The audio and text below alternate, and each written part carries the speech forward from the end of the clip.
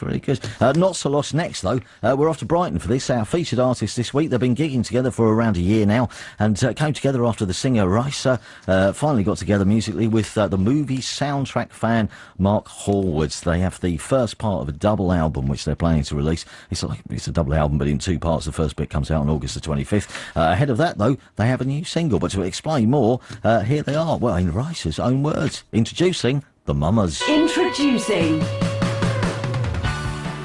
Hi, my name is Raissa. I'm from a band called the Mamas.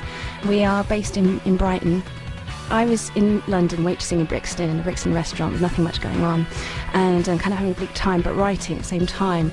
And I met a film composer called Mark Hallwards, who's part of the band now. He's a keyboard player in a band and orchestral arranger. He sent me a track around my vocals with no forwarding address or number. So it took me a year to track him down, and when I did, I found out that he was living in a treehouse just outside Brighton. So we just started recording everything there because it was like full of old keyboards and harmoniums and organs and stuff like that. And the musicians would come in and out and record there. So it was a cool sort of atmospheric place to record. The first one we did was actually Wonderland, which is on the album, which has got a sort of big sort of like papa sort of marching band carnival feel to the intro, really long intro. That was a sort of experiment that we tried in the early days. We sort of used that as a template for stuff that came afterwards. March to the Dawn, which was quite an early one as well. We'd use, again, a similar like marching band kind of thing going on.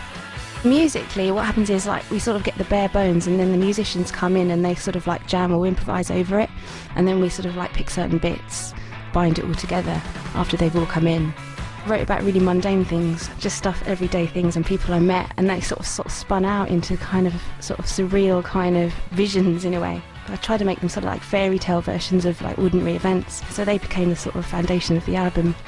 March of the Dawn, that was written about having like basically stayed up all night and going for an early morning walk in London and trying to sort of reevaluate your life and have new beginnings and stuff. So I just imagined that it was a big marching band kind of celebration kind of thing, like a new sort of life. And as I was walking around London, I kind of felt like I was marching.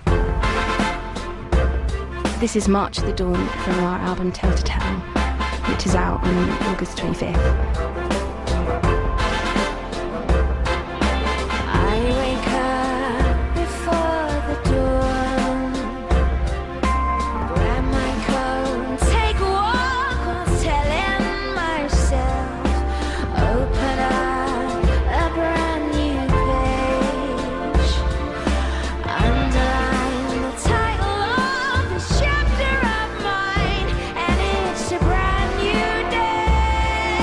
A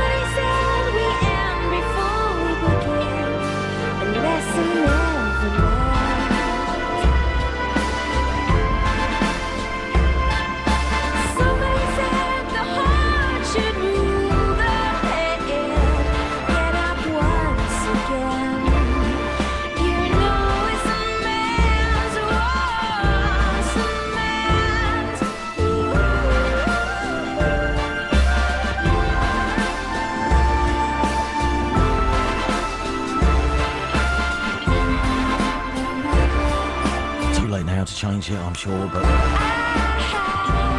these outfits sound like the sort of people who should have been making the next Bond theme. Right? Thanks very much to Raissa. And the Mummers, this is the new Mummers single then. It's quite polished, but without scrubbing away too much at the emotion inherent in it, I think. The Mummers single, that's March of the Dawn. On the subject